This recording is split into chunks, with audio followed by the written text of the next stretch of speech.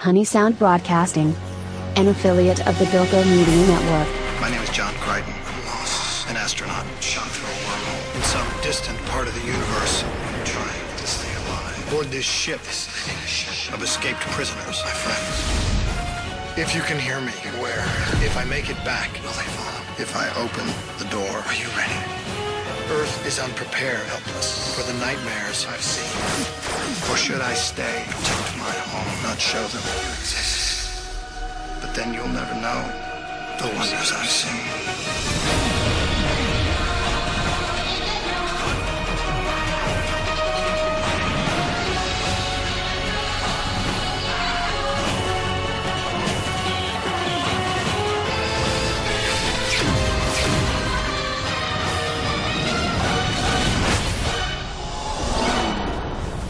How would you get into it? Well, what the Frell do you want to talk about, man, animal? I mean, I don't know. well, yeah, no. Well, why yeah. don't we start with a little history? Because you tried to convince me to watch this show for, I don't know, 10 years now, maybe. Something like that. And I remember looking at it in college, and I just watched the trailer or something, and I'm like, this looks so stupid. Why would I waste my time with this? So I pushed back hard for a decade. And then, but I did have them, right? I somehow got them. I don't know how. And I have a random generator that randomly tells me what I want to watch when I don't want to decide myself. And this popped up. And I'm like, all right, I'll watch an episode or two and see what's up with this. So I watched the first couple episodes, and I'm like, I'm not really feeling it, but maybe it'll get better because Tristan said I should watch it. And it'd probably make for a good review even if I hate it. So I'm going to start blowing through them all. So I kept it going. And then about a season or two in, you texted me or with something, I forget what. And I said, oh, by the way, I'm blowing through Farscape right now. Yeah. And you got all excited. So that's what happened. So that initial, this is crazy. Did that ever end? Or did you So let me give you a generalized sense of the way I felt about the seasons, right? And season one was a little crude. I could feel they were just kind of, trying to get their act together, figure out where the direction of the show was going. Season two kind of started to rick it off the rails a little bit.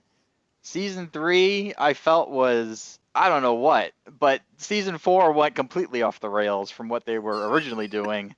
And I just feel like this show never became what it was supposed to be. I would tend to agree that this is sort of like having a D&D campaign and having a very intricate plot, and then your friends come over and ruin it. That's what the show feels like. Right. Well, here's also my thought on this. Well, and you might have a different perspective because you watched them probably originally when they were on, which is 99, same year Stargate. No, I didn't. So when did you see them? Originally? So I watched these, and I can't imagine not watching these on Netflix or some other streaming service where you can instantly watch all the episodes at your pleasure in whatever, frequency you want. Because my thesis for this show is you could not design a better show to scream and beg and plead for cancellation on network TV. You could not build a better show to sabotage any attempt to get any sort of broad mainstream audience. You could not do a better job than Farscape. That I would tend to agree. Which is why I love it. That I would tend to agree, because didn't it even go off of network television? Didn't Sci-Fi pick it up after a season or two? Yeah, so you'll notice that in seasons 1 and 2, space is Australian. And all the characters. Right. Right. John it was an Australian show. Everything was filmed there and then sold to the States. Yes. So which is why every time they go to Earth, they're mysteriously in Australia. Yeah, I know, right? The famous launch facilities, international launch facilities for IASA in Australia that we all know and love. Pretty great. Although you can just say this in an alternate universe because wormholes, and that's another thing. This is true. This is very true. So we're basically, I think, of the same mind that season 1 is really rocky. It's really hard. I'm gonna say until there's an episode called DNA Mad Scientist where the crew, and this is like 9 episodes in, where like the crew of oddballs that John Crichton is wound up with start to like become like an actual crew and not like just a crazy person, but. I just want to hang on. I'm just getting into like the 9th episode. I want to talk about the pilot first. Sure. Because the pilot is probably. Wait, are you talking about the first episode, or are you talking about the actual pilot? I'm not. I'm talking about the first episode. The first pilot. Okay. Sorry. All right. Gotta specify these things. I want to get back to DNA Mad Scientist because I think that's the episode where it turns in the first season. But the first episode of the first season is awful. It is awful. It just throws you in and let's go. Like, what? There's like no setup. It is no bueno. You have about 2 minutes of meeting John Crichton's best friend, DK, that he never mentions really again. And I upon rewatch, just ends up dying in the 4th season, and nobody even cares. But it's his best friend. Right. And he's basically like, it's really just like in your face exposition. Dad, when you were walking on the moon, very, very clunkily setting up that this is sort of like, he's like Neil Armstrong's kid or something. Right. And, he's a scientist and he's involved in IASA, which is the which is just the off-brand NASA. They have shuttles. They have everything like that. It's the rip-off, Chinese rip-off version of NASA. It's whatever. Or I guess it's the Australian rip-off of NASA. Well, it was kind of funny for the strangest time because he wore his uniform for like the first at least half of the first season, and I kept thinking he was supposed to be NASA until I realized his patch didn't say NASA, and I'm like, wait a minute, what is this? They couldn't get the rights to NASA? Well, NASA wanted script control, and I don't think they would have. NASA would have taken one look at a Farscape skip and just gone, "What is going on? We're not signing off on any of this." And that's how I think that I approached the pilot as well. It was just like, I'm not signing off on any of this. This is crazy. Like, I'd heard this was. Well, because originally I got into this because it had, we watched Stargate all the way through, and seasons 9 and 10 of Stargate are sometimes called Fargate because it has both Ben Browder and Claudia Black in main roles. So you watched this after all of Stargate?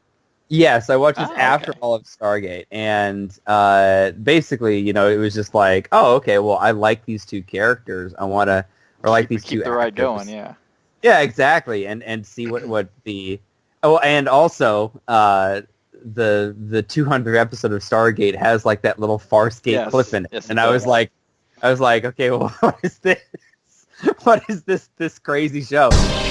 Call me Farbot, but they're gonna have our move on to the planet if we don't. Starburst the drives out of here. House has been damaged. We're not going anywhere.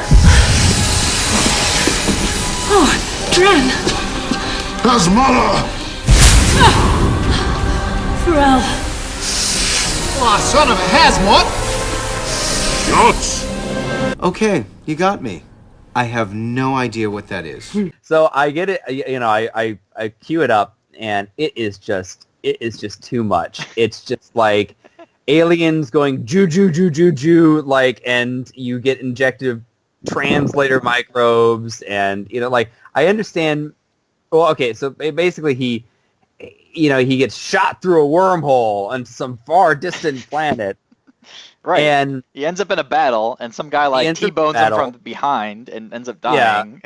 Yeah, he ends up. Yeah, exactly. He just randomly T-bones some spaceship at an intersection. It happens to be the brother of Commander Crace, an insane military commander, who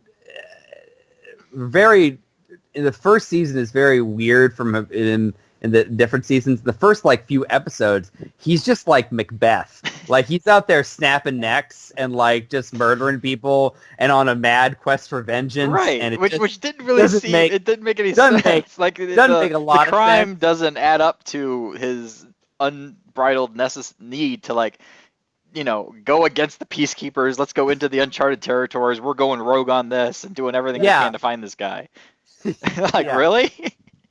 Yeah, no, because like, and there's even an episode, I think, in the first season where they meet in this, mind palace of a dark wizard guy, Malbus, and they basically Crace and Crichton meet each other, and they realize that, I wasn't actually trying to kill your brother or do anything like that, and then after that's all revealed, Crace still doesn't care. Right, he's still convinced that I got to kill this guy. Yeah, so yeah, a lot of the early kind of motivation and moving of the plot doesn't make sense, because basically Crichton winds up with our cast and crew, and let's name them off. Let's name off our boys. The OG boys. We got Rigel. I love Rigel. I think he was great. Yeah, Rigel is a top-notch character. Absolutely, just stabbing everybody's back at the flip of a hat. Just amazing. Right. Well, here's what I don't get about him. Right, like he's a great character. Don't get me wrong. And I have two things to say about him. One is, why is this guy still here after 4 seasons? Like, he's trying to get home. That's his one motivation, and he's going to stab everybody in the back if it helps him, right? Yes. Why is he still on the ship? Why is he not jumping ship? He has 600 billion subjects per his own claim, and you only see one other Hynerian throughout the entire series. Which is the same puppet. She's like a rogue agent. So 600 billion people, and he can't find one person to assist him. Now, yes, they're in the uncharted territories, but like you run into other whatever the Ka guy is, Drago Kas, other races. Peacekeepers are everywhere, even though they're not supposed to be in the uncharted territories.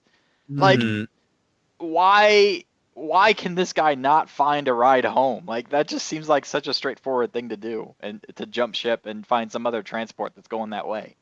Rigel's whole bit is that he's just like this little cowardly monarch or whatever, right. And but he's trying to get home. He complains about everything. I hate the food here. I hate the smell. I hate you people. Like, everything. And he's like, why are you still here then? Why don't you just jump ship? Well, and why didn't they just kick him out after the time they betrayed him? So he's betrayed them. So yeah, I like Rigel, but it's just weird that he sticks around, I think. It is weird, and that's an interesting point. I never really thought about that. Like, why don't we ever see any other Hynerians? Just like the numbers alone that you're talking You'd think about. They'd be all over the place, because like I said, peacekeepers are everywhere, humans are everywhere. Other races are everywhere. Yeah. Well, the other thing with him, and I thought they were building this up, and which would explain why he never jumped ship, was that he wasn't actually ever the Dominar of the Hynerian race, but he was like the butler, and then like he did something, and they kicked him out. But in order to like save face, like with all the people he's meeting, he's like, "Oh yes, I was the Dominar, of ruler of the land," and it was going to be all a ruse, and you'd find out about that in like the last episode that he lied the whole time and he was just a nobody, this whole time. That would be interesting. Right. I think that would work. But I never got the payoff with his character. He never finished going home, which was his whole main goal. He never. And I really thought they were building it up to reveal that he was just a ruse and a con man. He never got to dispose his worthless cousin, and go back to his sweet, we never even met him. Like they built it up so much, and then like you got nothing. At least Drago met his wife's killer or whoever, So that story ended up circling, but we never got the payoff from him. Yeah. I mean, maybe in this season 5 that was never created, that like happened or whatever. Cause I was reading about and that could be too, because they said the season 5 ended up being the movie after they got canceled. Yeah, basically that was the storyline that they were gonna. go with. They just condensed it down into, A 3-hour. 3-hour movie. Yeah. So, I mean, it's better than nothing. Yeah. But that last episode was a big fuck you. Yeah. I would say so. But okay, so back to like the first episodes. We meet Rigel, who we love, but sadly his arc never gets resolved. We meet Zan, who is Blue Lady, who is just she is like a very boring Vulcan-esque. She was the worst character. She was the Yeah. worst character in all this, and every scene she was in, it was just like, I want to pull my eyes out because like this is so dull and stupid. Like, because I've never been one of those types who get into like the whole mystic thing where like, oh, I'm I'm like a pseudo magician who can do some magic. Like I've never really gotten into that. Like the mage, like even in like video games and stuff, it's like this is just so stupid. Like, because I guess it's just so far removed from reality of what we know. Like that's not realistic to me. And when I watch sci-fi, I like realism. That's what I go with. But this like pseudo mystic magic nonsense, I could never really get into, and that was her whole deal. Well, it's really narratively unsatisfying when you can't like figure out like what the rules and limits and bounds. Yeah, because they keep anything introducing can new just stuff, happen. and it's like, well, why didn't you use this 3 episodes ago? And her character really didn't go anywhere, and unfortunately, I think that her screen time and eventually her death, and eventually she left the show because her blue body paint, like the actress couldn't handle take, it. like, Well, that's also what I was wondering. Like, so I'm glad they killed her off. I was kind of shocked because she was the main character, right? Yeah. But I was glad they did. I kept thinking she was going to come back like as a plant, a plant in the pot, and then eventually grow back into herself like 3 episodes later. Yeah. But she never came back. I'm like, oh, okay, I'm impressed. They killed off the worst character of season 1. This is great. Yeah. But the people they replaced her with was just, I thought, not. I know. They kept trying to regain ground with that, but no, everybody fell flat. No, everybody's really, really off. Yeah. So, but I was gonna say like okay, so if you Yeah. compare Stargate, like who are the main characters? You got Sam, you got Daniel, you got the Jack, 4-man group and Teal'c. So they're all human except Teal'c, who has a thing that sticks to his forehead. Great, that's easy to do costume-wise.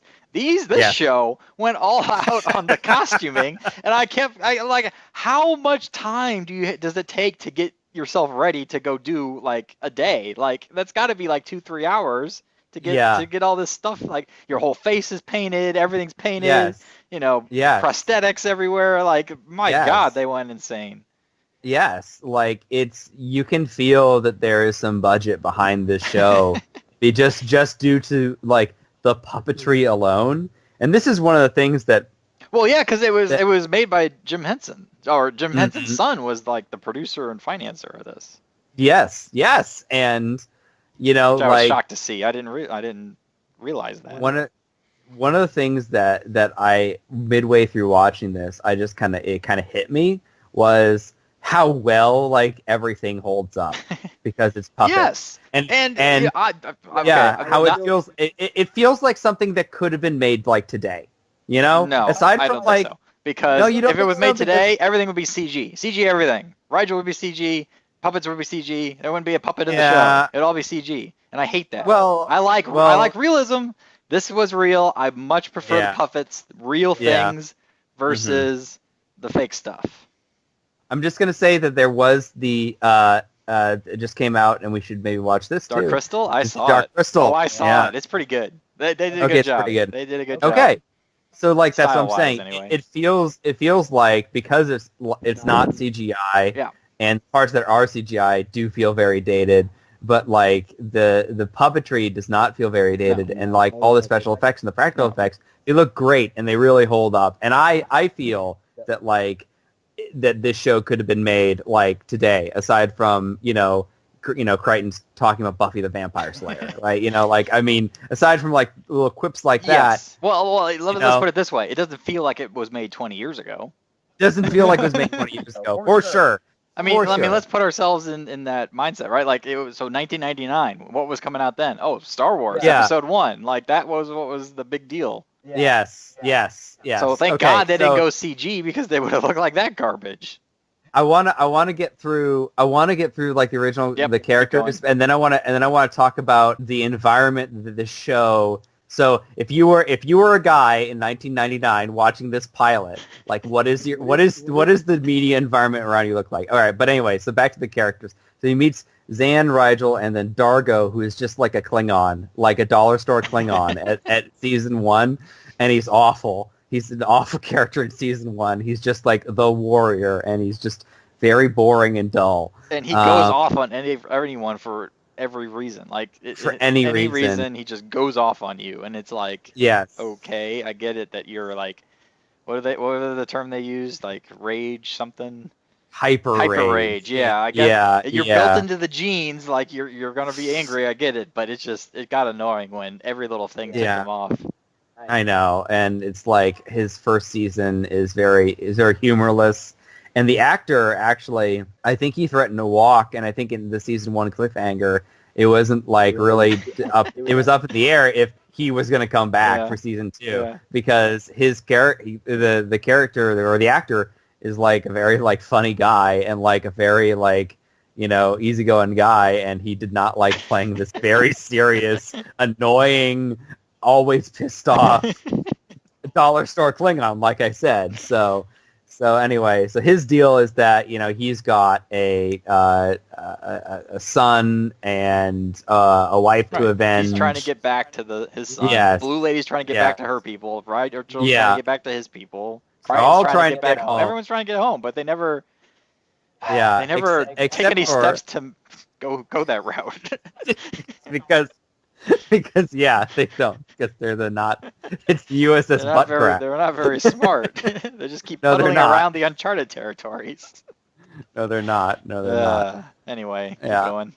So we talked about Dargo. There's also Pilot, who is probably the most budgeting puppeteering wise went into this 4-armed, 6-armed, I don't know, like hermit shell crab thing that lives at the center of the ship.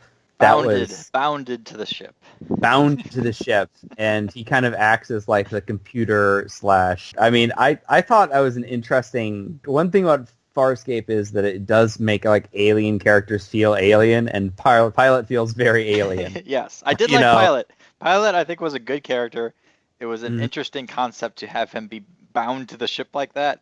And make it a living ship, which if you want to dive into that side of things here. Yes, because we've also got to introduce, another character, which is Moya, which is the ship. Correct. I can't think of another instance where somebody has a quote-unquote living ship.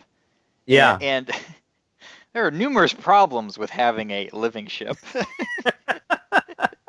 that these characters can't seem to get through their head. Like what? Well, it feels like half of the episodes are about how something attacked Moya and it's dying, right? Moya's dying. We have to go save Moya. Whereas if this was a steel ship, like, no big deal. Like, let's just keep going. Like, these people are risking their lives for nothing, and this ship keeps, like, humping along. And every episode it's like half near death, and then it's like, oh, we finally fixed that. Let's go into the next episode. Oh, this virus got into the ship. It's eating it away. Like, it was constant problems that I don't know why someone would keep it on. You would think Moya would have enough sense to maybe just like get rid of the cargo that she's carrying of all these people. Right. What's the term where you like flush out all the air? Exactly. It's like vent everything to space. Like, and that's everybody. Another thing about Farscape 2 in general is that everybody hangs out with everybody, despite the fact that a lot of them don't have any reason to, and a lot of them should have been, like, at least put in a cell and at most vented into space. So Moya is an interesting. It's kind of make a unique idea in sci-fi to have like a living like ship. Mm-hmm. I also feel like 90% of the problems could have been solved with security cameras. Yeah. Because every time they're like, where is this person? I don't know. I lost track. And they all have to like go looking. Yeah. Like they physically have to like walk around and check. Well, the DRDs are cute, right? They're like security I like cameras. them. I like them.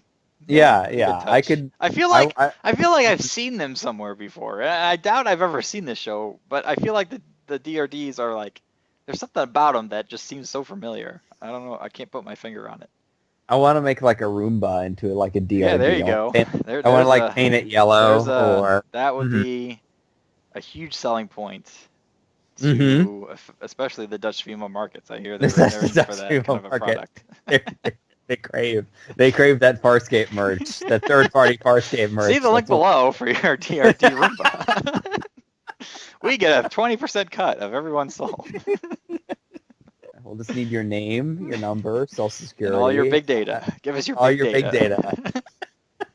Anyway, so and then finally our love interest, Officer Aaron Sun.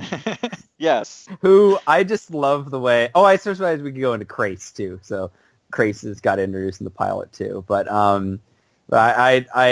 what's your thoughts on Aaron Sun maybe versus like I don't know.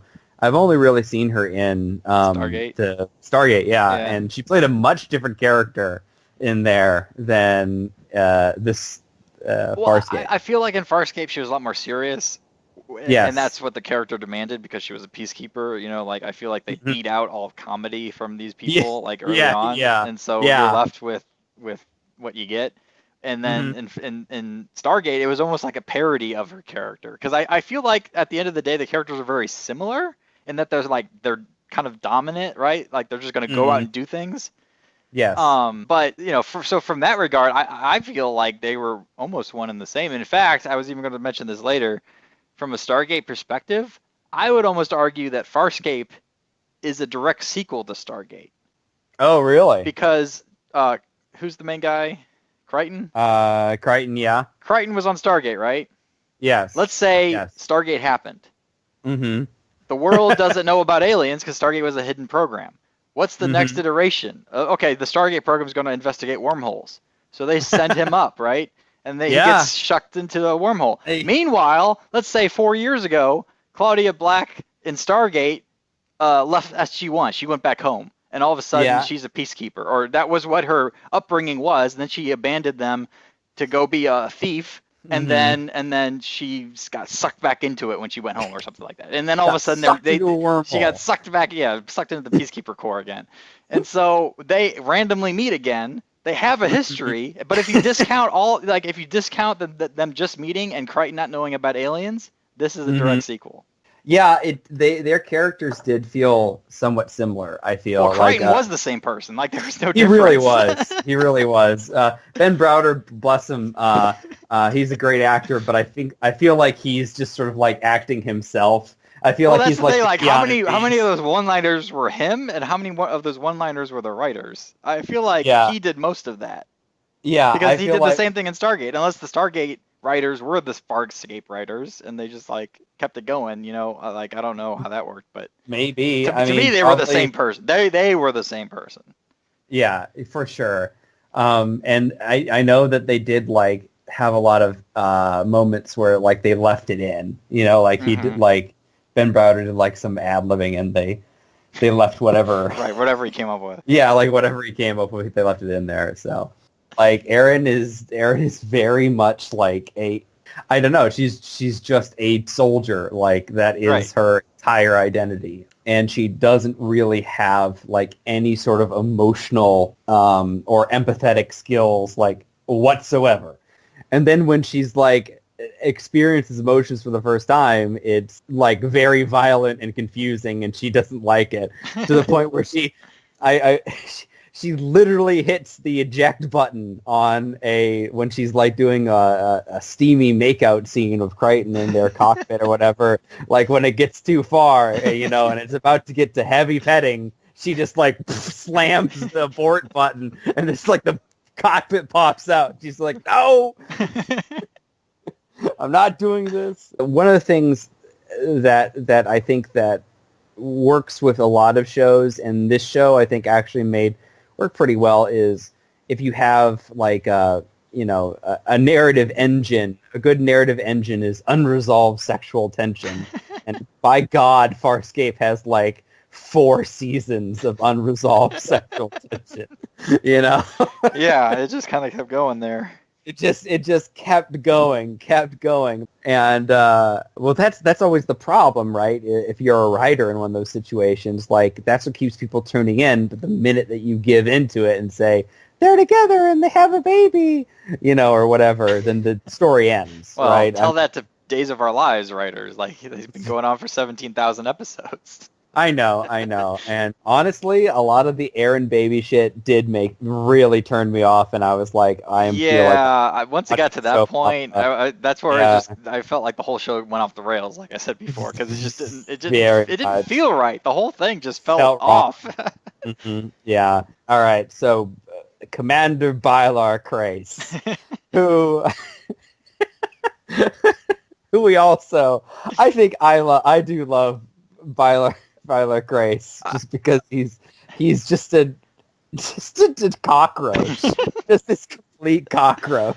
I like him as a character, but I didn't like his actions. Like I said, he kept going after Crichton for no reason. Yes. And then all of a sudden he's like on their side, and he's like taking over Moya's kid, like. Yeah. And now all of a sudden he's like their ally. Like what? Mm-hmm. That was weird. And then he became like obsessed with like running the kid or whatever the ship's name was. I forget. Yes. Yes. Talon. Yeah. And so like I'm just gonna put around the universe in my Talon, and learn how to run this Leviathan. Like that's gonna be my main purpose now, instead of trying to kill John Crichton. It's just a weird shift that I don't think fit him too well. But I did like him, like as a person, and what he did. I loved his accent. Yeah. And he's just this complete like imperial, like and he more than anything, I think, is like the best embodiment of like the kind of the crazy like space empire peacekeeper. He kind of embodies that, where it's just like a bunch of like emotional lunatics like running it at the top, and it's just ranks and ranks of order followers all the way down. So those are the people you meet in the first episode. So if you're watching this in 1999 and you're just tuning in and you somehow said, well, that seems like an excellent thing I want to watch. I can't wait for more of this. Then you really have to like instantly and totally commit. Like this is one of these shows that you really must be like ride or die for, because you have to find out where it is. It's 1999. You have to find out where it is. You have to tape it. You have to either plan it out. You can't miss a couple episodes, because then you'd be lost. This is the biggest. Each season or each episode isn't like self-contained like Stargate. For most of them are. No, for the first season, there's a bit of like Monster of the Week, like a bit, but then starting at the DNA mad scientist, that's where it starts like getting like very serialized, and that's where real like plot components start coming along and being like introduced. And if you miss that, or if you miss like subsequent episodes past that point, you really are in You're trouble. More lost than you were at the pilot episode. Yeah. Yes. So like when I was watching this, I have it here in my notes. It's just like my wife looks up and just has no idea what's going on. Just no clue. So I can't imagine how you thought that this was going to be a good flagship show for your series network, or just because like the nature of the show and how heavily it relies on continuity makes it I think makes it a pretty good show, but like really punishes you if you're in that environment. And that's I don't know if you got anything to say on that. Like I feel like this show is a little ahead of its time, a little like Arrested Development was. Kind of, in terms of its ability to. I could possibly see that, especially in the future of a streaming era, because the way these are written is like a modern show, where you have this large story arc, you have to pay attention, and and sit down for the ride. So I feel like it was a little ahead of its time in that aspect. There's a good amount I think you have to invest in it too before you actually start enjoying it. Like for me, it's like midway through season 1 that I actually can like start enjoying. That's when I felt like the stride kind of picked up and okay, we're doing this, like that's why I kept it going. Yeah, because there is a point where the crew dynamic sort of settles down and you start kind of like seeing them work together as a crew, and you start to feel like they're coming together as characters. They're no longer like separate, like people with their own separate agendas. They all kind of start to share stuff. Like, Rigel Asterix, right? Always. But yeah, like, I don't know. I was going with that, but it just it's very hard if you've missed a couple of episodes to pick it back up. And those previouslys do not do like enough to like. They don't, and then just.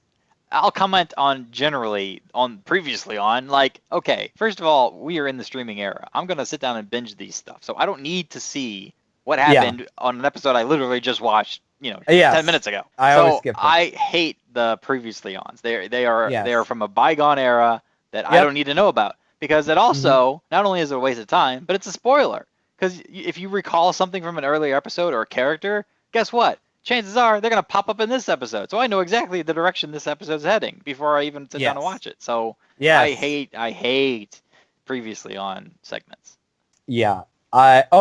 Speaking of hate and speaking of alienating things that would keep you from watching this show, how about that theme song? My God, I wrote that down too as something we have to talk about. The openings, right?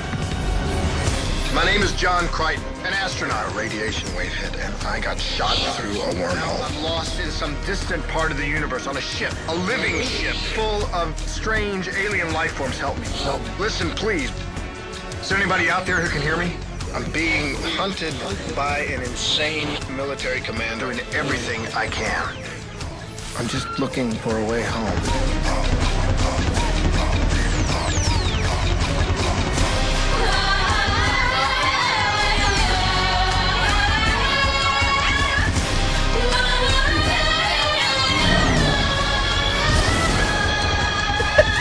Where in the world did they pull this out of? Because the only people, if you only show the title sequence to like a test group, nobody's going to be interested except for like little oily haired 13-year-old fat kids. Yeah. Like that's it. Yes. Like who thought that the grunting and chanting and screaming with a bunch of Muppets and a voiceover that's very hard to follow. Well, if you also notice, all that voiceover was taken from the pilot episode, and they auto-tuned his voice to the extreme, because if you watch the pilot episode, he just talks like, I'm stuck here. I was sent through a wormhole. If there's anybody out there, please help.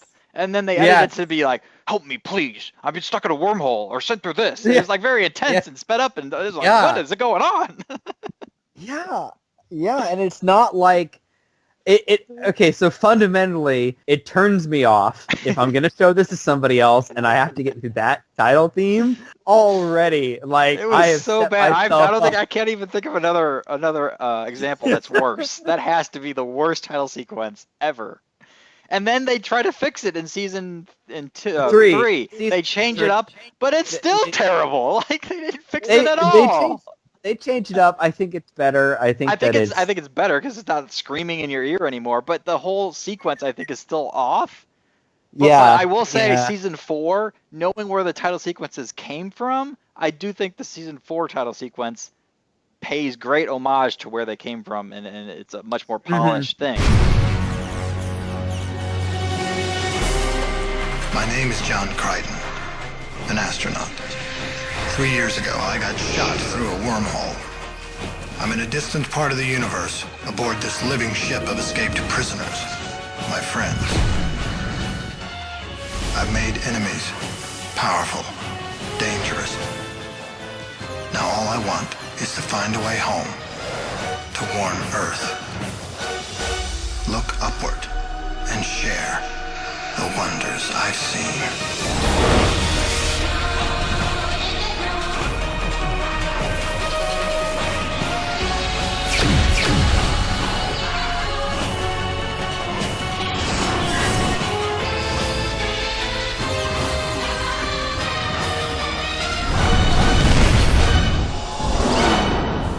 Into the third season, I should have wrote down the lyrics because he says like, look up. He changes. He's like, look up Yes. and look at the nightmares that are there. You know, like something stupid like Yes. that. And they change it to look up and look at the wonders that are there. You know, so it. Yes. I think it comes full circle. So I like that of how it evolved. But Yeah, it I came do like from that. from junk. It came from junk. It came from junk. I came from if you sat down and I tried to show you this, like we have got a lot of uphill work to do after you get past just the first 5 minutes. Like, I mean, again, like the pilot overall is bad. The first half of the first season is not that great. Like the first 5 minutes of this, there are like all these fuses that like all these circuit breakers that like absolutely just get broken like sequentially, you know, that will make sure that you never build an audience for this thing, you know? Right, and that's one of the reasons why I kept saying no, I'm not going to watch this, because I got the sense of that, you know, from bits and pieces of what I was looking at when you said I should watch this. Mm-hmm. And you know, because I was there, right? I was in that mode of why would I watch this piece of junk show? Because it looks so bad. Yes, it looks so bad. But in the end, what is your overall kind of like opinion? Like I kind of on the rewatch, I definitely like I feel like a little bit of the rose-colored tint came off the glasses, but like I feel like seasons 2 and 3 are pretty for the most part solid, and then seasons 1 and 4 have their own issues, and then the movie is just sort of like the movie is okay. You know, the movie was new for me. The movie does, I think, a good job of kind of wrapping things up. Certainly more so than season 4 did. Because because that's something that we do need to get into is season 4 going off the rails. But I don't know if we want to. We never have any real structure to these reviews. No, we don't. We just kind of free for all. So we talked about the other characters, I guess. Let's talk about like who gets added on. Right. So let me, because I have a section in my little notes that I put down. It's called Dumb Characters. And I'm just gonna read them off. So you got Jewel, who I didn't like, Screamy Lady, who tried to replace the blue character, but then they realized she was bad too, so then they replaced her with the red hair lady who likes Scorpius. Yes. Who I still didn't like because she was just creepy and weird. Grandma, which we all hate, I'm sure, because that was a weird ad in the last season. Oh. Blue Lady, which is what you already talked about. I don't know the names of these characters, so I just call them what I know them to be. So Blue Lady is the original Zan. Yeah, Zan. Yes. And you also have the man in the Iron Mask, which he's Stark. Stark, yeah. So okay, when my side, your side. When Stark was first introduced, I thought he was a great ad, and I didn't think I thought he would be a reoccurring. I didn't think he was going to be a main character. But they kind of built him up as like some kind of super god, like that's hidden as a peasant. Like nobody really knows he's a god. Like that was my interpretation of it. Yeah. Because he showed his mask. He was like, oh, I have this power. Yeah. And I thought he would be like an ancient, as they say. Similar to Stargate. Hint, hint. It's the sequel. So I thought he was like an ancient god, like manifested into this human form, and nobody really knows his true identity. But he's going to be around to kind of help John every now and then get by. Yeah. But then he just became this whiny little person that just wouldn't go away. My God, he got annoying so fast. Yes, and it's very and there are moments where it's sort of like, okay, at this point, you're actually putting the rest of your friends in danger by trusting this guy. Yeah. This guy has already shown that if he's not like already like working for the enemy or something, that he is just like so incompetent, and him and Grandma too. that's their problems is that they overestimate what they can do, and they go rogue all the time. Right. Well, that's the problem. Like because they replace characters who left or died or whatever, but the characters they replaced them with was just it was the same character, just in a different form. Like it was just so weird. I also have slutty Commodore lady. Yeah, she was fourth season. I did like the idea that yes, eventually somebody's going to take a look at Scorpius's projects and stuff, and they'll like maybe say, okay, maybe we need to rein this in, and then he's going to get, because obviously he works for somebody. Right. He has superiors that can shut him down. Right. So like the idea that a superior would come in is an interesting idea, but her and that was the just weird. No, her like Beyonce dress, right? Like like the giant deep cut. The giant deep cut and her like boob sweat that makes you super horny. Like that whole edition. That just felt so out of the show. Like it didn't need to be there, and it didn't fit with anything else that was going on. Well, did it not fit with the show? Because another thing about this show is it's Wizard of Oz meets Star Wars meets the Muppets meets an Australian like leather shop, like a bondage S&M. Yeah, there's so much bondage in this space epic. Could you put in the clip here of like Rigel just like slapping the Rigel in bondage gear, just slapping the table? Get out of here, bitches! He's mine. You look like you're ready to have some fun. We certainly are. What are you doing? Nothing you won't like. Nothing you haven't already fantasized about. Admit it, you've had sexual thoughts about all of us, haven't you? Not me. Oh, come on. You're a male. It's just the way you are wired. Nothing to be ashamed of, not when females are willing. So what's your pleasure, boss? I'm a doctor. Just relax. I can wear a Freudian slip. I found new places to take your temperature. I can teach you left-handed Latvian rodeo torture.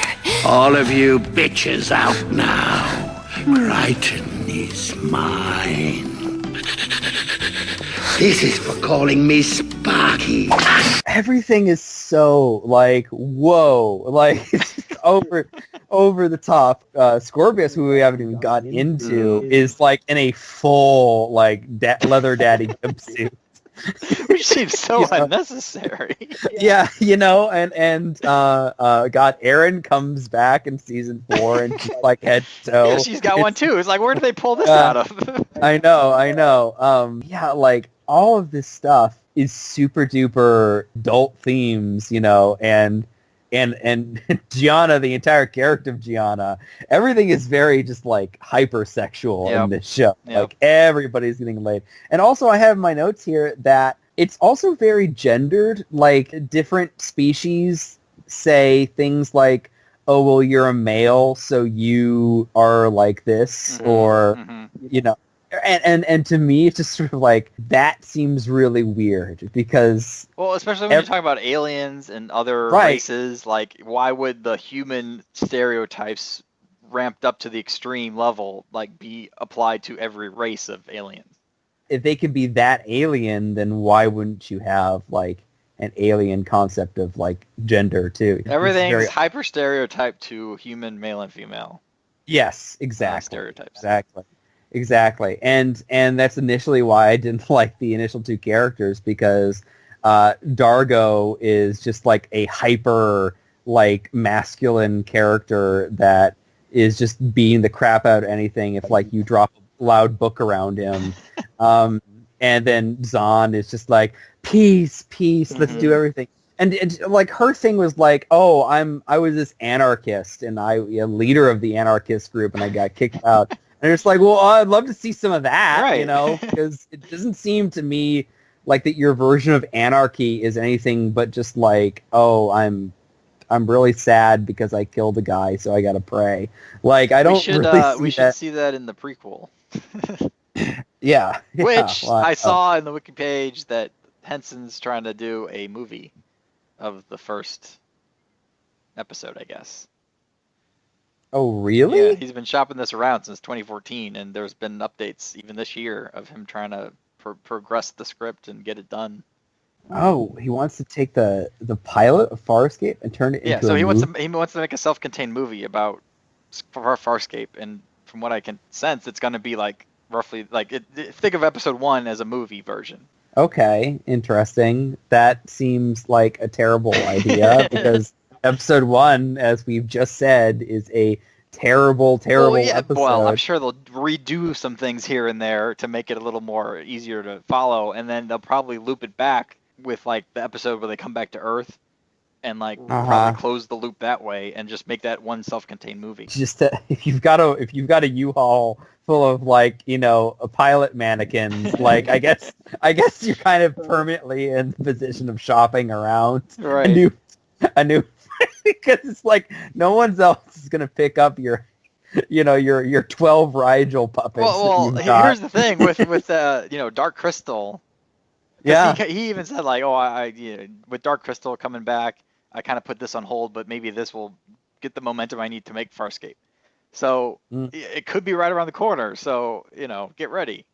That would be interesting. I mean, it would be interesting to see how it's remade in a modern sense. Well, one thing that I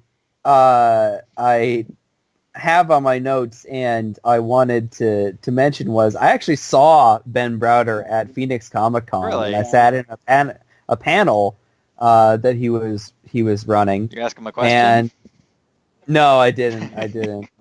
On episode 3 of season 2 of Farscape. How'd you get out of the dungeon without getting the wizard's key? Exactly. Yeah, I wasn't that obnoxious, no. But he did say, and I've done some Wikipediaing, and it does seem that the Guardians of the Galaxy movies are very heavily inspired by Farscape. Really? Like, I can kind of see that. Yes, the director James Gunn says that Farscape is one of his prime inspirations. Ben Browder's actually in the second Guardians of the Galaxy movie that I haven't watched.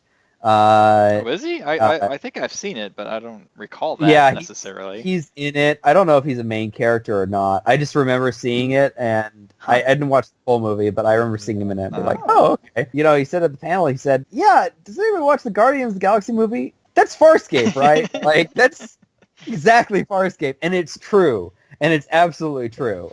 You've got the sexy sidekick lady who is alien, who is a soldier. You've got the big muscle guy who is a kind of like doesn't get like common human expressions and stuff like that. There's a lot of similarities. There's a lot of overlap. But yeah, that's interesting. I didn't know that he was still shopping around to this day. Yeah. I just really just do imagine him like an old beat up school bus. And, like a couple of pilot heads sticking out the back, and does anybody want to buy my show? But I don't think so. I think that Farscape is told everybody. It's 20 years, dude. Like, right. Well, that's why it's a remake, not a direct sequel or anything. They want to just retell the story. But that's the thing is, I feel like I watched this, and like I said, it feels very modern to me. The puppets hold up. Mm-hmm. It's not very dated. So we should mention that canonically in the show 9/11 happened. Yes, I was going to mention that. So I loved how they worked that in because he left in 99 and 3 years later he comes back home. It's 2002 or 2003. I forget the exact year. And he's talking to his dad and he's like, "Why? I thought we were going to share this technology, And he's like, well, the world has changed since you were here. And what does he say? He's like, what do you mean, Dad? He goes, 9/11 happened, son. I was like, what? 9/11? No, it was so great. The world's a dangerous place now. Yeah, I definitely perked up on that one. Yeah. Yes. I cracked up at that too. Him going home, I feel, was kind of a big at that point, I felt like the ship kind of running out of gas, you know? And I thought it was kind of a letdown, like the whole going back in time bit. Like I didn't really like that aspect of it. No, I didn't either. Because every other time you go through a wormhole, it's the same time. Yeah. You know, just a different universe maybe. But for some reason, this one time, and they even talked about it, I guess, in that time episode, where it's like, you know, all time exists at the same time. But time, don't get me wrong, I love a good time travel story. This was not one of them. Put it that way. No, it wasn't. It wasn't. And I thought that the whole wormhole arc and everything got a good, satisfying thing. But I think that overall, the going back home using wormholes was always like once it happened, the air kind of went out, you know, right, room. Yeah. And mission accomplished. Clap your hands. Mission you're home. You know. Exactly. And that episode in particular, I remember being kind of bothered because his dad is supposed to go up on the Challenger disaster, like on the Challenger, and, you know, the Challenger's going to blow up. When you're showing footage of, like, the Challenger disaster for your TV show, like, I realize you don't, like, really think about this, but, like, you're kind of watching, I mean, you're watching people die. You know, just don't put that in your show, you know? I mean, yeah, find another way. You're kind of commercializing... Yeah, a tragedy. And, yeah, and I was kind of put off by that. Yeah, this whole storyline's wrapped around how he saved his life, you know, like yeah, exactly. So what do you think of the family watching this episode? Like my son went up in the Challenger because this person didn't go, like, and that's the story. I know, and they're moving away, and you know, they're like, is there anything we can do for those poor people on that shuttle? No, we gotta let it play out. They gotta die. They gotta die. Yeah, what are you gonna do? And I'm sort of like, wait, what? Oh my god. Speaking of ambivalence about death, your stupid characters list has two characters on it. Grandma and Stark are very oblivious about death. Like Stark, I think more so than Grandma. Grandma was just going to like put some, I don't know, powder in your nose and you're going to want to jump off of a building because she told you to or something. Unlike you, like my hate for Grandma is pure. My hate for Stark is not. I think that he's an interesting character in that he is not really like a person. He's kind of this incorporeal being that is crazy and... Right. Well, that's why I said, like, I thought they were building him up to be this, like, super god. Like, he has all this special power, and he's going to help out, and he's going to be a great guy. But I just think it fell completely flat. And the more you watch it, the more whiny he gets. And he's like, I see so much death. Death is everywhere. Ah! Like, what? What is happening? Yeah, and he always just freaks out and can't freaks out and can't do anything. And it's like, well, you were supposed to be some super god, and now you're definitely not. Mm-hmm. I mean, he also like he's very quick to like jump on death as a solution. Yeah, he's just like oh no, it's fine. You'll all just die. Yeah, and then but I'll help you die. And that's Stark.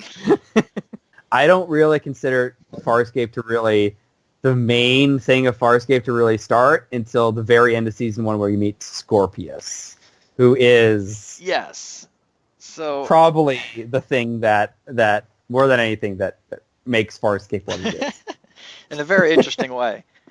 Yes. I feel like the way it was written, like, because what's his name was after Crichton the whole time, right? And that was the whole... Crace, yes. Yeah.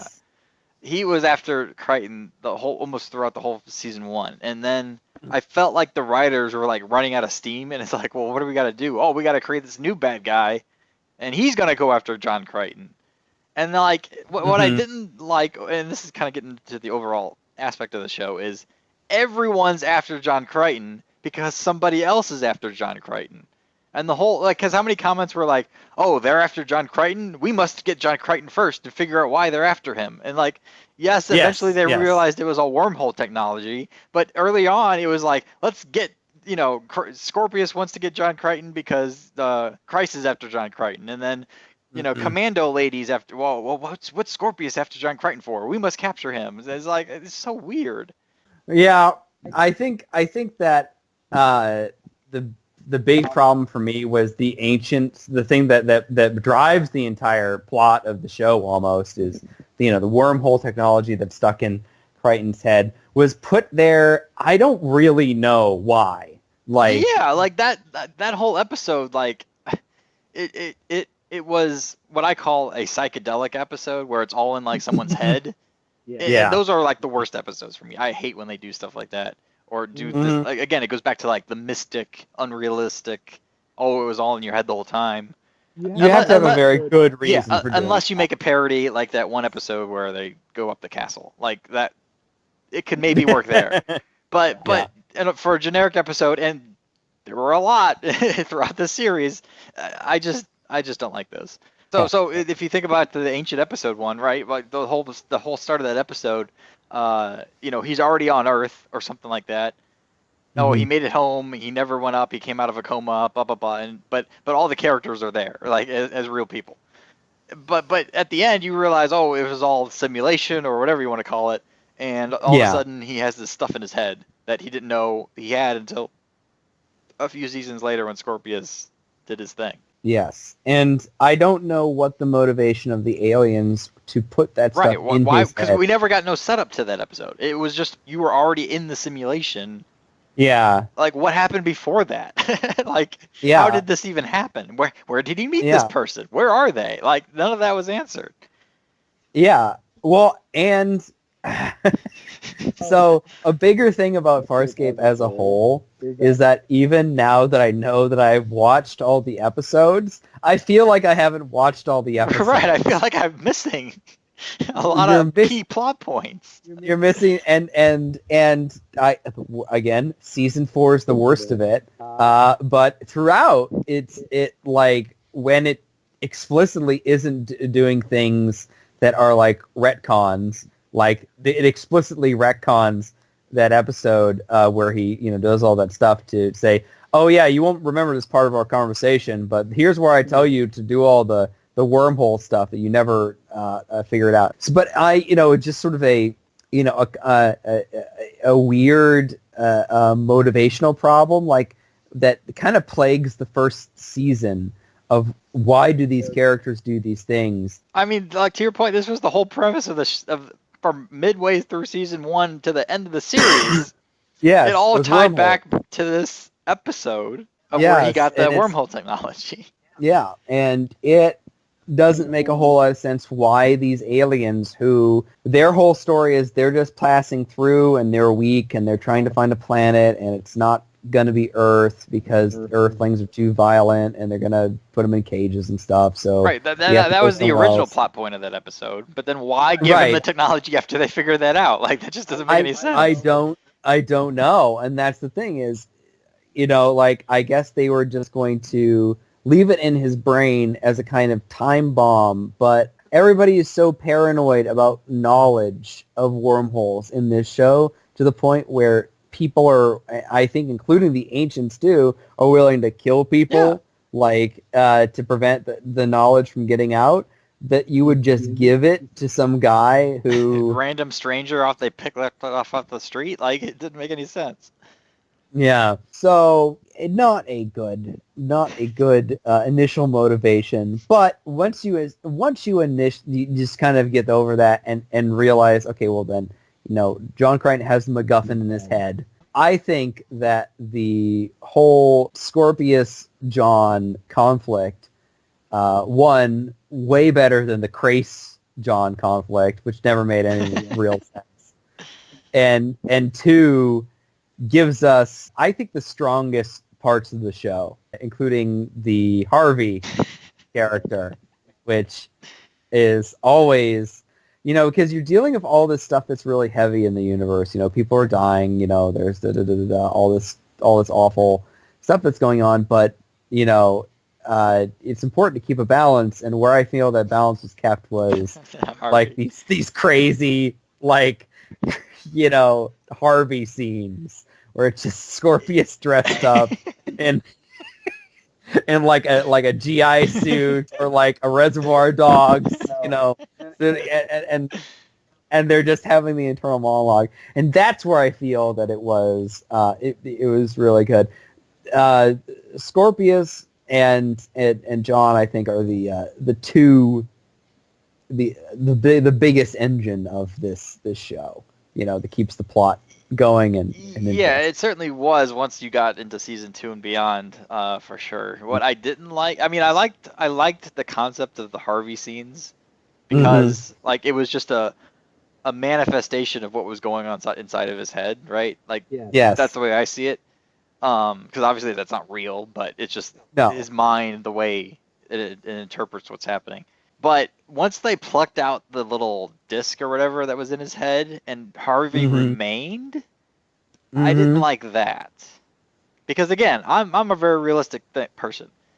I don't like the fact that I take out the disc and the computer's still working. Like, yeah, I didn't like that. Like, Harvey should have been gone at that point. Yeah, and towards again in season 4, I felt like it was much more clear in season 2 and 3, but then in season 4, I think like John gets compelled by Harvey to go back and rescue Scorpius, and I'm just sort of like, I thought that capability like didn't exist anymore. Right, because they took out the chip. Like, I would have thought the chip removal would have removed all of that aspect of it. Yeah, him remaining after the chip but not having any power, I thought was very interesting. I kind of liked that. I kind of liked a neutered, like, friendly Scorpius, right? Shadow that remains. Honestly, I feel like Farscape really kind of ends at, like, season 3. That's where the big narrative plot points have been kind of resolved. Everything it after... It kind of just limps along after that. Yeah, it really does. It really does. There's some weird drama that didn't need to happen with Aaron. Like, they just should have gotten together after all that happened. Yeah, that was really weird because she's like ignoring him like he's a twin brother, but he's the same person. So I don't know what the big deal is. Yeah. So I did like that. I did like... I liked how there were 2 John Crichtons and they didn't kill him off within one episode, which is when somebody gets duplicated in any sci-fi show, that tends to happen. But I liked how they kept it going. and this is one of those shows that if you're a person who watches lots of sci-fi, you're going to like this show. But it's not a good show if you don't watch a lot of sci-fi. Because there are all these tropes that this show like averts and is really good about, and I really like that. Yeah. Generally, though, I feel like these episodes are the reject stories from all the other sci-fi shows that are around. What is your overall like assertion? Because I do, for all its faults, I think like this show. It's a good ride if you want something different and more light, I guess I should say, for lack of a better term. Because I'm glad I watched it. It ain't my favorite show in the world, but it has its moments for sure. But it also has its moments of stupidity, which goes back to the whole mystic thing and anything that's unrealistic, like John floating around in space for who knows how long. That kind of stuff. It's very loose on the physics, let's say, and that kind of gets to me at some point sometimes. It's not a good speculative fiction or like hard sci-fi show. It's very soft. Very soft. It has a lot of the soft science. Soft. Very soft. Probably on the sliding scale, like above shows like Doctor Who, but certainly below shows like Battlestar Galactica. Which, did you notice one of the episodes had a commercial for the premiere? Yes. I don't know who edited it, but I like how they kept that in. It really cracked me up that all the commentary was still in there. Like on the last show, they said, well, it says to be continued, but there won't be another season. Right, that's actually how it ends. And then it's just like, if you want to know how the storyline continues from here, go to Farscape.com. So that's what when I watched this, and I didn't have so clearly like these recordings were like live, like the premiere date live, not after the fact reruns. Yeah. So, but the only unifying thing about this universe that I really know is that they're peacekeepers and that they're Scarens. And that's another thing that I wanted to talk about because I have here in my notes that so the Peacekeeper-Scaren War, which is the thing that underlies, I think, probably like everything from the second season onwards. One, I just got to say, I really do like the Scarens. I like the introduction to the Scarens. I like the idiot prince on that one planet where John Crichton has to get married. And him dealing with like his Scaran buddy. I just felt like he was so out of place on that episode. It's like, well, who is the scary monster just walking amongst these humans? He's this giant scary Godzilla monster who talks like he's out of a Shakespearean novel. Duplicitous prince, you have betrayed me for the last time. Truly, you shall all die. You know, I mean, right? You know. What my question is here about this whole setup that they've created is, okay, so there's a truce that's about to maybe break and turn into a war between the Peacekeepers and the Scarens. The Scarens, according to Scorpius, outnumber the Peacekeepers 10-1. The Scarens are not only physically superior to the Peacekeepers, they're vastly superior. They're built like tanks. Yeah, you can't shoot them because they doesn't do anything.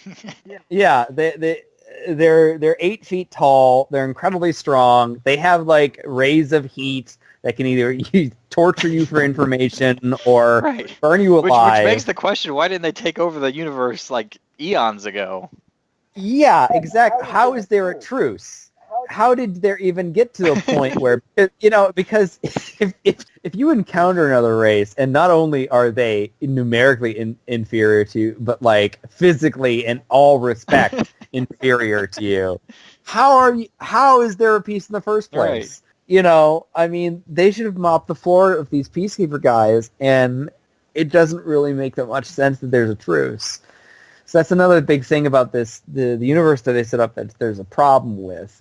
They don't really fully reckon with that. Is they made these guys too powerful, guys. You know, like Scarens are coming in and yeah. But they're gonna win. What I didn't get though was what was with the flower. Okay, so I didn't really put that together. So basically, the flower, basically the Scarens are like completely dependent on it as food. Like, what do they do with it? Well, they turn really dumb unless they really eat it. Dumb? Yeah. So I did like not they catch can't.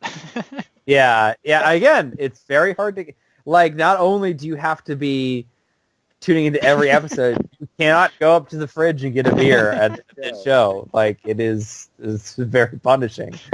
No kidding. Yeah, so they need it, and it's very rare, and they go through great lengths to protect it. And it turns out it's just some random plant from Earth that grows everywhere on Earth. Yeah, I did catch that part, and I couldn't understand why the plant is on Earth. And the whole reason I think they think that is because John Crichton randomly said, "Oh yeah, we got the flower like that on Earth." But how do you know it's the exact same flower you have, you know, with the same physical? How do you know it just doesn't look the same? Like that's what I didn't like. I mean, it's a stretch. It's a way to get them to Earth, which they didn't happen in the movie. It was very interesting. No one attacked Earth. They did. I thought for sure someone would attack Earth. I thought that this was going to be like the Scarens and the Peacekeepers sit down at like the UN, you know, or something, and just I don't know. When they came down to Earth, like there's this like tell-all documentary about like the kids film. Right, and I'm just sort of like, all of you needed to be in Cheyenne Mountain.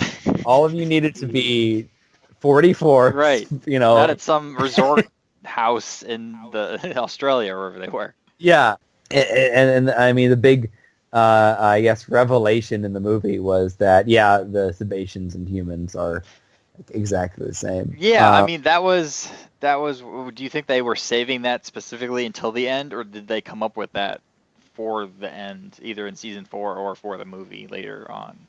As Revelations go, it's not a very interesting one.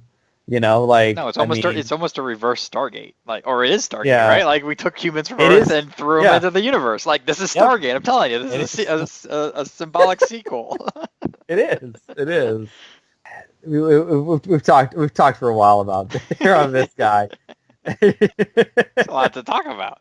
There's a lot to talk about. We are trying to digest like 4 seasons and okay. All right. Okay. So 4 seasons. That gets me on. Okay. We got to talk about season 4. Do it. All right. Do it. And okay. So it was going pretty good up until the last episode of the 3rd season. The main conflict has been resolved, but there's this new character, where the main conflict of Scorpius versus Crichton and the wormhole technology has been resolved. They've destroyed Scorpius's base. Now no one can get the wormhole technology, and all the friends have gotten off the ship, and Talon and Krace have nobly sacrificed themselves or whatever to let everybody escape. Okay, that's great. So you've got like a good core of people who have been living on this living ship, for the last 3 years, and they've kind of grown together as a unit, and they kind of work together as a unit now, and the emotional core of the show is now like these characters' interactions and Moya, right? And the ship. So you're already 3/5 of the way, because they'd planned to end in season 5, right? So they planned to end in season 5. You're 3/5 of the way through your thing. Now is not the time to start introducing new characters. All right, no. It's not. This is where we get Grandma. Yes, and Grandma is I think the harbinger of narrative problems to come to season 4, because she shows up at the end of season 3, and first of all, until the very, very last part of that episode, like they keep asking her throughout the episode, "Where did you come from?" Yeah, who is this lady? and then nobody answers. Right. And then they finally like explain, "Oh well, you were just rescued when Scorpius's ship blew up, and which implies she was on that ship, which again is out of character for her. Like, why was she on Scorpius's ship? Right, and how did you get here? Right. At first, I thought they were setting her up like, oh, everyone's under her spell, and she's really like a bad guy, right? And she's just a one episode character. But no, she like stuck around, and they're like, why are you still here? Yeah, and she's giving Crichton drugs. I had liked the developing romance between John and Aaron, for these seasons or whatever, and I thought that it was like interesting and sort of proper that you would hit a kind of reset button on the relationship when she had fallen in love with the one John Crichton, and then he dies. All right, and then he meets another one, and it's like they were separated long enough, and she developed like a relationship with him, so it didn't kind of feel like, well, it's the same guy. Like, what are you talking about? It did kind of get to be like a different version. So it's. I mean, she didn't have that same experience with him, so I can see how that aspect of it would change things. But at the end of the day, it's still the same person. It's still the same person.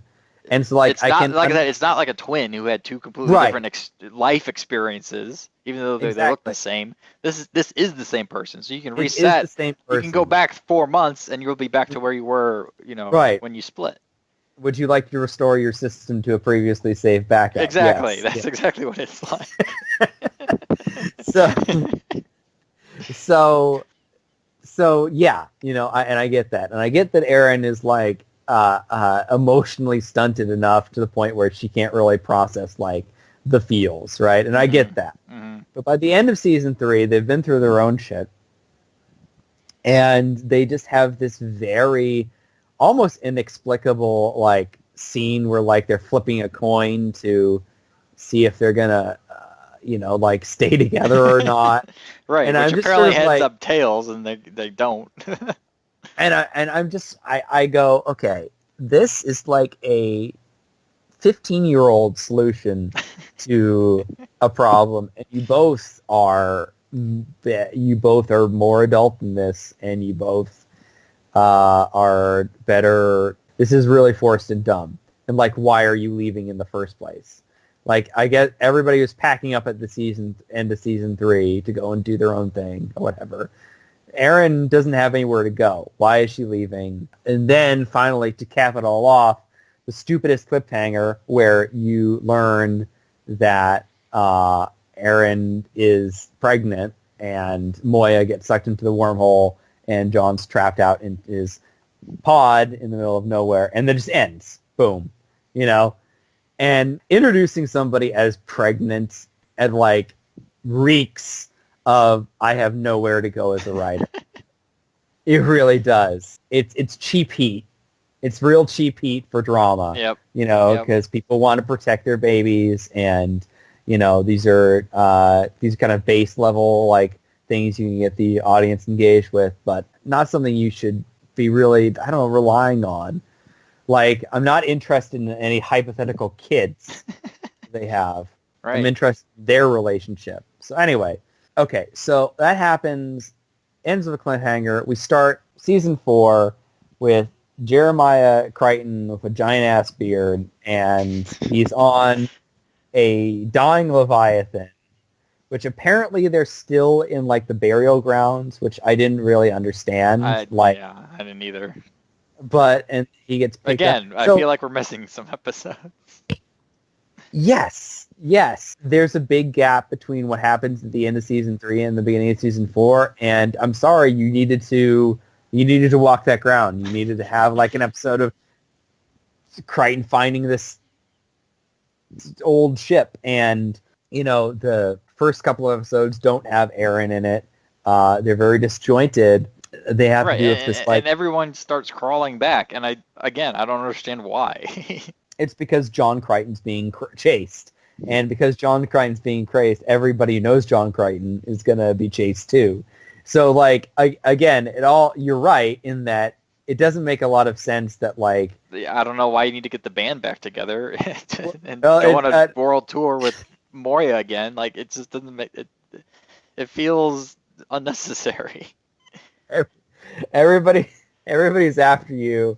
Everybody's after you because you're a murderer. So if you murder your way out of the situation, it's a very convenience-driven plot of why everybody is interested in John Crichton, a person that they should have no interest in. The fourth season starts going off the rails because you don't have the characters that you want to have around for at least like the first 5 episodes. A lot of it has to do with this temple, which comes back in a big way in the movie. It does. It really does.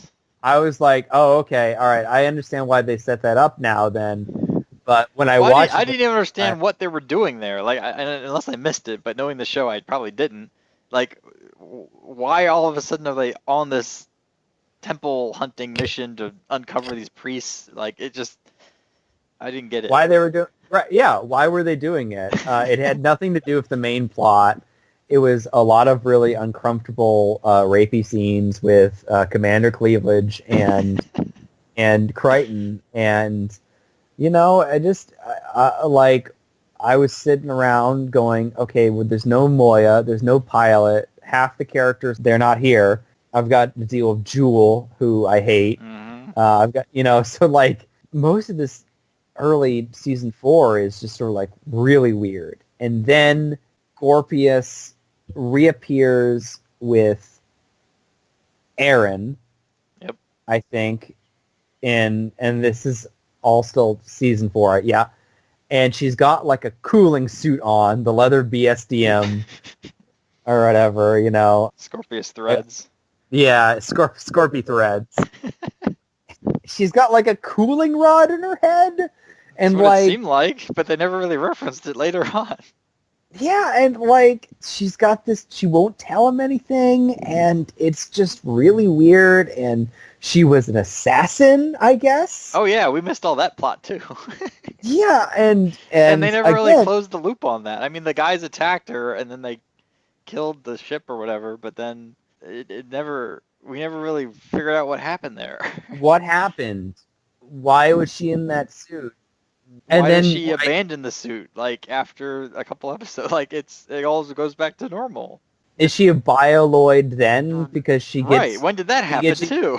When did that happen? Right, and then we find out the real Aaron's son is being held and experimented on, and it was just really, really weird and disjointed and not well put together. I think disjointed is a good right way to sum it up.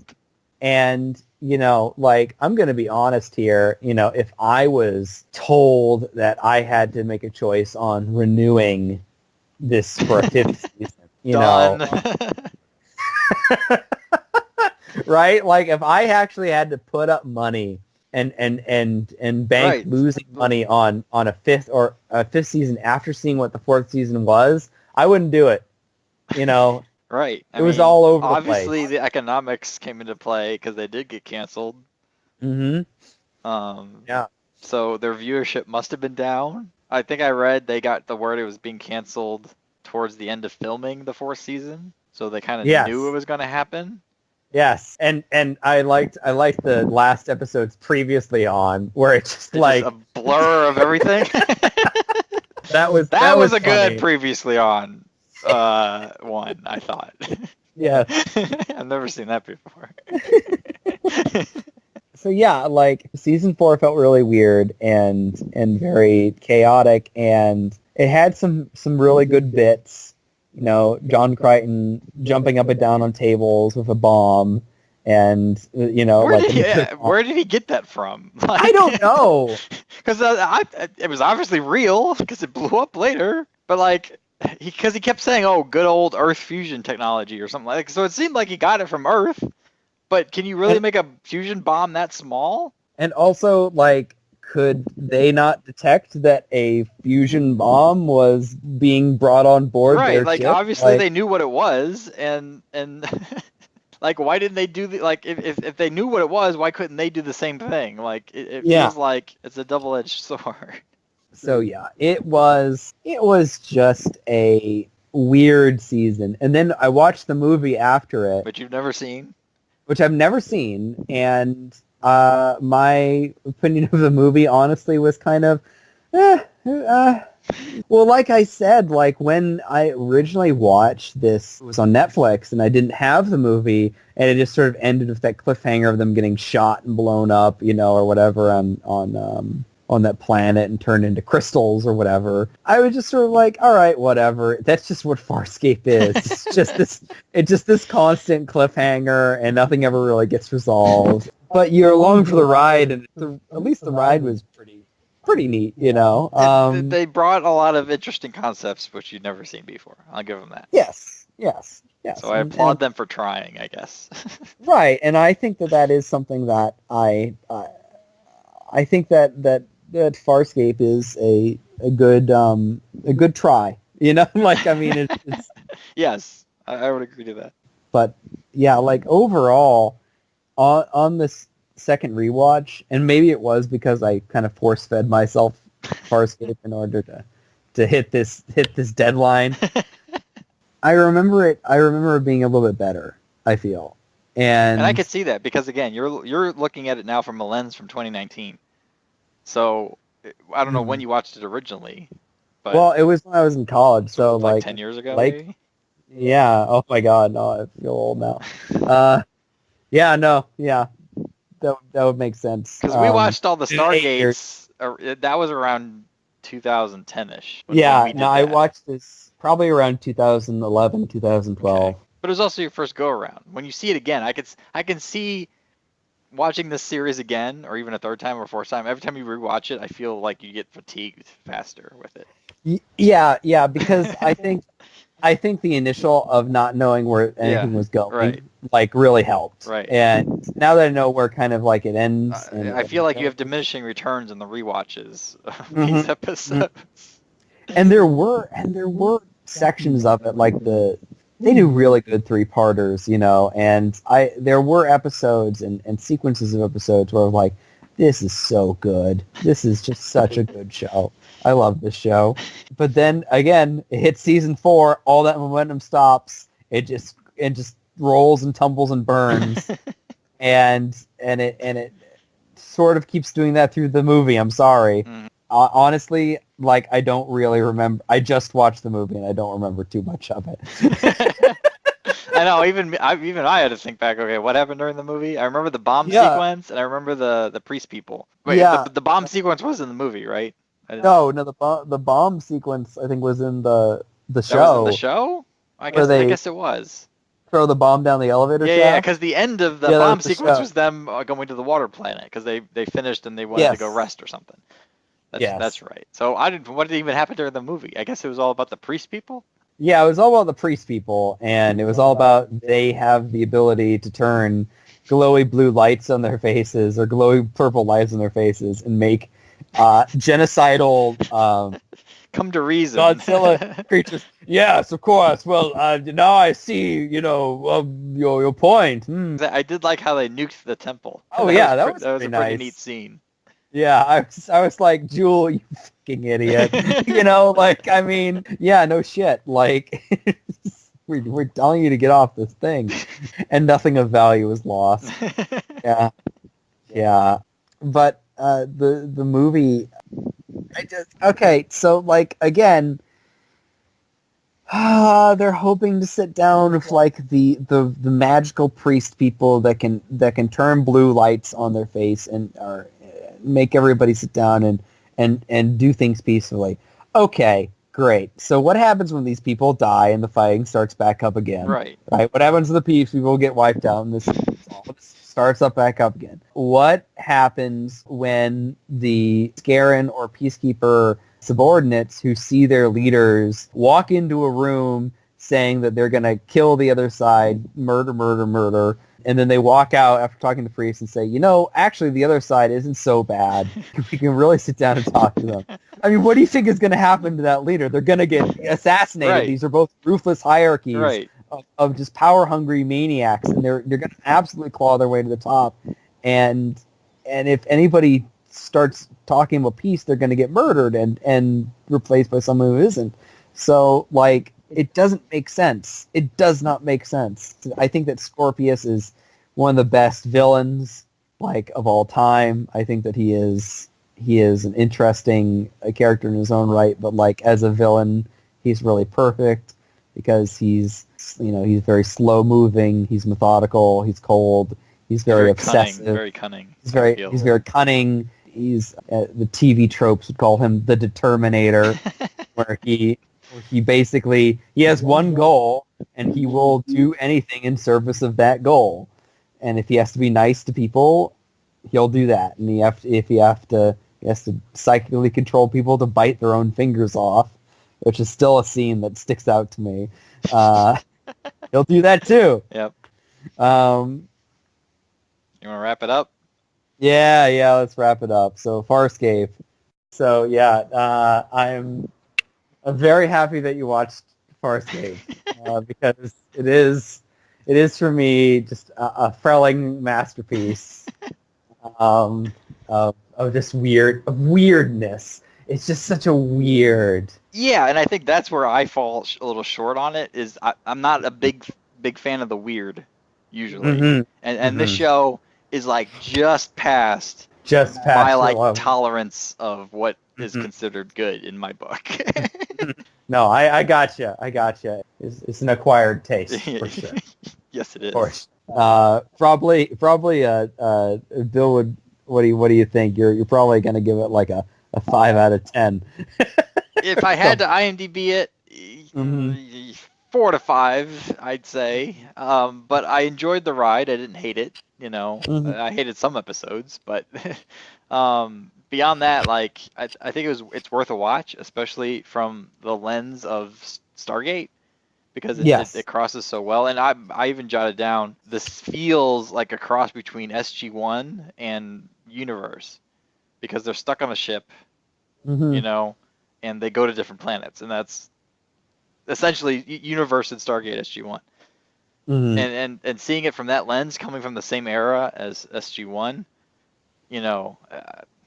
SG-1 to me is a lot better, but Yes, I would say that. but this was the competitor that they were going against at the time, so take it for what it is. And I can feel, knowing that I watched Farscape and knowing that I watched SG-1, I can feel that the two seasons maybe even played off each other a little bit. Hmm. I would say for me, like, it's on reviewing now. No, watching it for a second time, I would say that it's definitely worth a first watch and probably not a second. I think. Well, I'll take that back. I think it is. I think some episodes are worth watching. Some episodes but are you worth. Don't need to blow through all 4 seasons. But you don't need to. And honestly, you should probably skip a lot of the episodes in the 4th seasons. So I went through a watch it, skip it, guide, and I basically just watched like 80% of the stuff. So I think I got like a good feel.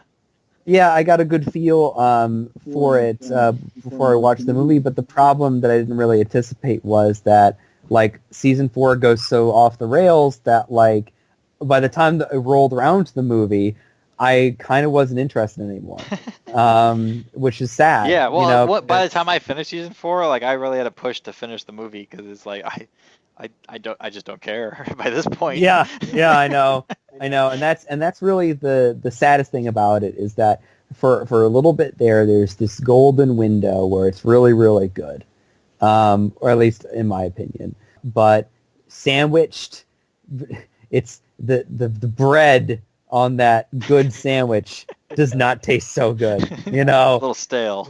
Yeah, the first part and last part, the bookends of this show are not good, but the middle part is. The meat. The meat. The meat is very tender. There we go. So just scrape off that rye bread, and just eat the Get rid of the moldy cheese. Patty. Yeah, exactly. And then you can have a nice good steak. So yeah, that pretty wraps it up. We're at 2 hours now. I know. So, oh my god. Yeah, please take a sitting to this. We keep saying we got to shorten these, but I feel like they're getting longer. We got a lot to say. Our crowd wants us to. They like our voices. Both of them. Both of them, yes. This has been a presentation of Honey Sound Broadcasting, an affiliate of the Bilko Media Network.